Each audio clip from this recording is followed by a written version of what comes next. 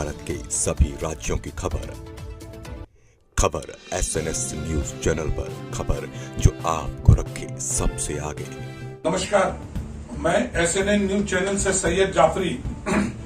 आज महाराष्ट्र के भंडारा जिले में और पूरे महाराष्ट्र में अगर देखा जाए तो एजुकेशन, रोजगार, विकास, किसान के दान के लेके, किसान को लेके बहुत कम राजनेता बात करते हैं। हमारे साथ SNN न्यूज चैनल में बहुत बड़ा शख्सियत जुड़े हैं जो राजनीति में एक साफ सुथरा छवि रखते हैं और जनता के बीच में रहते हैं और हमारे चैनल में बहुत बार इंटरव्यू दिए हैं और काफी दिल के साफ है और साफ सुथरे ही बात करते हैं। मोहन जी, एक राजनीति एक अलग चीज हो गया, लेकिन राजनीति में जो किसान अन्न देता है, जो किसान भगवान जिसको मानते हैं देश में, उस किसान की स्थिति आज देश में और पूरे विदर्भ और पूरे महाराष्ट्र में क्या है आपसे छुपा नहीं है, लेकिन राजनेता लोग उसमें बात क्यों नहीं करते हैं? सही में किसान की परिस्थिति बहुत विकट है। जो सरकार के धान खरीदी केंद्र है उसमें धान 33 लाख क्विंटल धान पिछली बार लिया गया था। अभी तक जो उसका मिलिंग हो चुका है सिर्फ 11 लाख क्विंटल, 20 लाख और 20-22 लाख और भी बढ़ा। जो किसानों को मुआवजा मिलना था वो सेंटर वालों ने उनसे पैसे लिया, 4-5 किलो के बढ़त लिया, 40 किलो के वरी से ऊपर। लेकिन आज जो सेंटर वालों की भी हालत जो खराब हो चुकी है, 6 महीना से उसका माल पड़ा हुआ है। जो राइस मिलर्स है उसको सिर्फ 10 रुपया पर क्विंटल उसको रेट मिलता है। पहले हमाली मिलती थी, ट्रांसपोर्टिंग मिलता था, वो भी बंद हो गए हैं।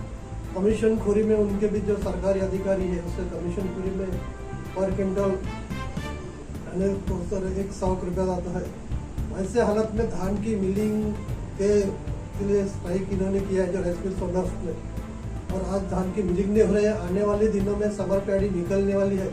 ऐसे हालत में धान खरीदी केंद्र चालू करने हेतु हमने कलेक्टर को निवेदन दिया था। आज कोई भी पोजीशन में अभी तक कुछ प्रोसेस हुआ नहीं।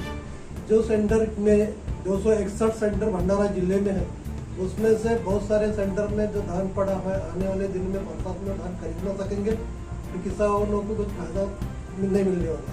बात दूसरी ऐसी है, जो किसान उपज निकलता है, किसान की जो महंगाई बढ़ गई, खाद इतना सारा बढ़ गया है, ये महीने में 200 रुपये पर बैग बढ़ गया, डीजल हो गया। लेकिन सरकार की जो नीति है वो नीति इतनी खराब है। भारत में तो उपज नहीं निकलता था, भूखमरी थी, वो भूखमरी खत्म करने के वास्ते कांग्रेस की सरकारों ने बहुत सारी स्कीमें लाई, बांध बंधारे बनाए, डैम बनाए, कुआं दी, बिजली दिया। आज बिजली जो किसानों को मिल रही है, यहाँ आके यहाँ के जो डिप्टी CM है, ऊर्जा मंत्री है देवेंद्र फडणवीस ने डिक्लेयर किया था, सरकार अपना दारी करके प्रोग्राम लिया, लोगों को असुविधा हुई, सरकार का पैसा वहाँ खर्च हुआ। और हम भले दिन में 12 घंटे बिजली देने वाले हैं, लेकिन रात में भी 7-8 घंटे के ऊपर बिजली नहीं मिल रही है। ऐसे हालत में किसान बहुत बुरी हालत में फंसा हुआ है और ये हालत में से बाहर निकालने का जो कोई रास्ता है, ये रास्ता इस सरकार के पास नहीं होगा, ऐसा मैं समझता हूँ। जो हमारे यहाँ के राजनेता है, जो राजनेता मैं देखता हूँ जो अंदर कांदर है, वो सिर्फ अपने धंधे की बात करते हैं। मैं बहुत बार देख चुका हूँ पेपर में, वो उन्होंने निवेदन दिया, ये किया वो किया, क्योंकि इन्हीं के सेंटर है, इन्हीं के राइस मिल है, इन्हीं की ठेकेदारी है। सिर्फ अपने वास्ते ये लोग सब अपना धंधा करने के वास्ते सिर्फ निवेदन देके अपना एक माहौल बनाने का काम कर रहे हैं, लेकिन एक किसानों के राइस मिल मालिकों के पीछे भी खड़े नहीं।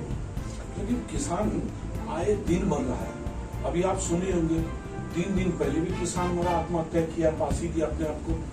तो इसके लिए कोई रास्ता नहीं कि किसान अगर बचेगा तो आप और हम बचेंगे, देश बचेगा। ये राजनेता लोग सोचते नहीं क्या? किसान की बात है, किसान को एक बिजली, पानी और मार्केटिंग, 3 बातें होना है। बिजली तो मिल ही नहीं रही है, पानी के लिए डैम बना है, दूसरे प्रोजेक्ट जैसा भावनतड़ी जैसा प्रोजेक्ट यहाँ पे बन गया, बहुत सारे तालाब है, उसको भी निधि जो सेंट्रल गवर्नमेंट से स्टेट गवर्नमेंट से आने को ना बराबर नहीं आ रहा, उनके भी काम अनकम्प्लीट है। उस वास्ते लोगों मतलब किसानों के लिए ऐसा कुछ ज्यादा के पहले रखते हैं सरकार। दूसरी बात जो है, जो यहाँ के उपज है धान ज्यादा, उसमें एक्सपोर्ट ड्यूटी बढ़ाने से यहाँ का एक्सपोर्ट चावल नहीं हो रहा है। जो पिछले महीने मतलब जनवरी में जो रेट निकले थे उससे आज 500 रुपये रेट धान के पड़ गए, गिर गए हैं। ऐसे हालत में किसानों के ऊपर बहुत सारा अन्याय यहाँ पे हो जा रहा है। तो एक्सपोर्ट पॉलिसी या किसानों के बारे में जो सरकार की पॉलिसी बहुत गलत ढंग से यहाँ पे हो रही है। अगर आपकी सरकार आता है तो आप किसानों के लिए क्या रास्ता निकाल रहे हैं? हमारे सरकार आता है, जय जवान जय किसान का नारा हमारे प्राइम मिनिस्टर लाल बहादुर शास्त्री जी ने दिया। हमारा सरकार जो आता है, कांग्रेस का महागठबंधन का सरकार आता है, जो पीक का इंश्योरेंस होता है, सरकार बोलता है हम रुपया में इंश्योरेंस निकाल रहे, लेकिन ऑनलाइन करते करते 500 रुपये और 2-4 दिन में चले जाते हैं। लेकिन कुछ होता है तो किसानों को 1 रुपया की मोहलत नहीं देती जब तक वो सर्वे मतलब आरा सर्कल जब तक होता नहीं तब तक। ऐसे हालत में हमारा जो सरकार का हमारी कांग्रेस का तो न्याय योजना है, उसमें हम 30 दिन के अंदर जिसका खेती का किसी का फसल डूब गया है, जल गया है, ऐसा 30 दिन के अंदर उनको बेनिफिट देने का काम हमारी सरकार आने वाली करने वाले। जो हमारे न्यूनतम आधारभूत कीमतें हैं वो ये सरकार देने को राजी नहीं है। बहुत सालों से यहाँ के किसान दिल्ली के बॉर्डर के ऊपर अपना आंदोलन कर रहे, उसको कुचला जाता है, मारा जाता है, फायरिंग होता है, किले लगाए जाते हैं, लेकिन उसको कोई न्याय नहीं दे सकता। हमारी सरकार यदि आते तो मूलभूत जो आधारभूत कीमत वो तय करने का काम करेंगे।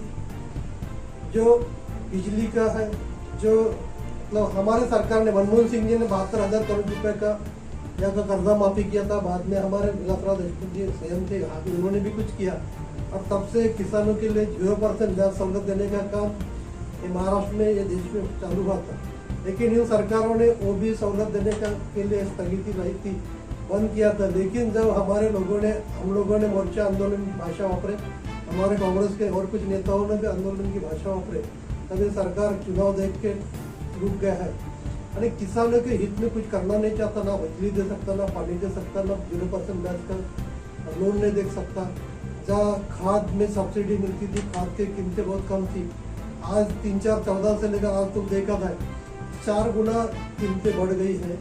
पेट्रोल डीजल के काम बढ़ने से जो खेती करने के बुनाई करने में जो है ट्रैक्टर लगता है उसका भी रेट बढ़ गया है। जो बीजा का भी रेट बढ़ गया है। मजदूरों का लिए हमारी सरकार का एक न्याय था, मनरेगा जैसी योजना हमारी सरकार ने लाई थी। कामगार का हक देने का काम हमारी सरकार ने किया था, काम का हक देने का काम, रोजगार देने का काम हमारी सरकार ने दिया था। उससे खेती के बहुत सारे काम हम लोग करना चाहते थे। फिर मस्जिद जैसे कुछ काम हो, तालाब के काम हो, ऐसे कुछ काम करना चाहते। लेकिन इन सरकार ने जो मनरेगा का जो बजट है जो 3% से ज्यादा तो सिर्फ 1.20% रखा। यानी सरकार जो आम जनता की नहीं है, ये उद्योगपति की सरकार है, जो अदानी और अंबानी इनका फायदा उठा रहे। ऐसे सरकार में सादा सामने गरीबों को नहीं मिलता, सिर्फ दिखावे का काम यहाँ की केंद्र की और राज्य की सरकार करती है।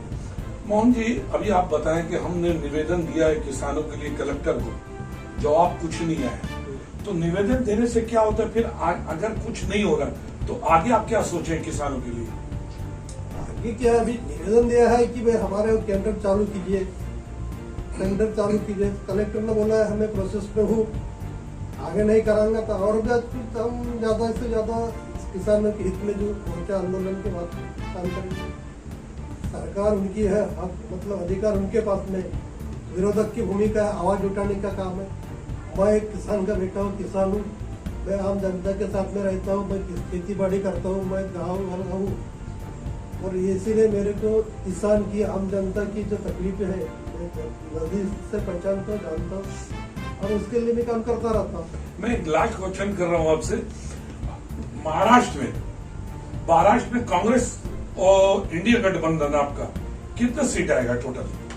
मेरे हिसाब से जो अभी तक से चुनाव हो चुके हैं पहला और दूसरा डप्पा के, उसमें से ज्यादा तो सीट आने वाली है। और अभी जो एवरेज में देखा जाए तो 5 टप्पा में चुनाव है, कल तीसरा टप्पा की चुनाव है। विदर्भ में हमारी 10 सीटें, 10 में से 10 पूरी आने वाली है, कांग्रेस की सीटें आने वाली है, महागठबंधन सीट आने वाली है विदर्भ में।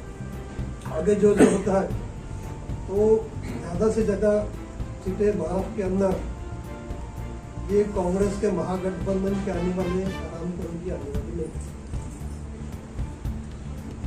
एसएनएन न्यूज चैनल से मोहन पंचभाई ने बहुत बड़ा खुलासा किया है। मनमोहन सिंह से लेके और यहाँ की जो मुख्यमंत्री अशोक चौहान जो थे, विलास राव देशमुख जो थे, इन लोग को होते हुए किसानों के लिए बहुत बड़ा रास्ता निकाला और माफी भी किया था, कर्ज माफी किया था। लेकिन बीजेपी के आने से इनका आरोप है कि कुछ भी नहीं हुआ है और आगे का अपडेट आपको बताएंगे। लेकिन एक बात की खुलासा कर दूं, किसान अन्नदाता है। किसान के ऊपर सरकार किसी का भी रहे, किसान के ऊपर ध्यान दीजिए, क्योंकि किसान है तो आप और हम हैं। किसान नहीं रहेगा तो इस देश में कोई भी नहीं रहेगा।